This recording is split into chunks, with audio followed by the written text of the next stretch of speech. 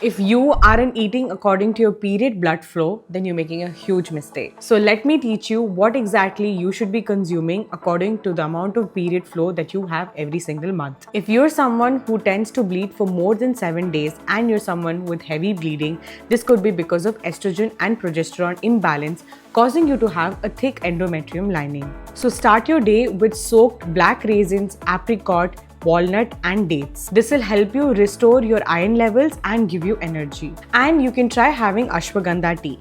This may work for some people, may not. So see how much of ashwagandha tea is something your body is able to tolerate. Fruits like oranges, guava and kiwi are high in vitamin C. This will help absorb iron better in your body and give you better energy. And if you're someone who's really pale and feeling very low on energy, start consuming moringa leaves every other day. If you're someone who's bleeding for less than 3 days, then this is called scanty period and this means that you're low bleeding. What happens is your estrogen could be very low, leading to a very thin uterine lining. So in this case, you need to start your day with almond, walnut and sunflower seeds. And you need to consume foods that are known to be phytoestrogen rich, which is papaya, apricots, figs. Start your day with fennel and ginger tea. This will really help in building of your estrogen levels and increasing your uterine lining. Now, if you are someone who bleeds only after 37 days, that means your cycle is longer than 37 days. These are the reasons that could be happening. Your best friend is papaya. This is something that you can consume every single day.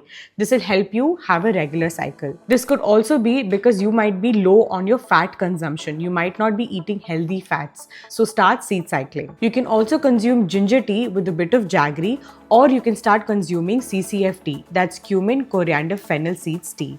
And if you are someone who has period cycle of less than 28 days, this could be because of your progesterone and estrogen imbalance. Either you have very high progesterone levels or very low estrogen level. You could be low on potassium levels. So having fruits like banana and apple that are rich in potassium could be something that you could be doing daily. It could also mean that your vitamin D and B12 could be very low. So please get your levels checked and start taking the proper supplement. Now, if you are someone who hasn't seen their period in more than 3 months, then that means something is really wrong. And it could be because any of these reasons.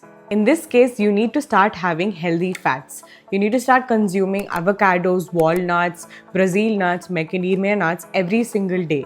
This way, your hormonal cycle will improve. And you can try having ashwagandha tea.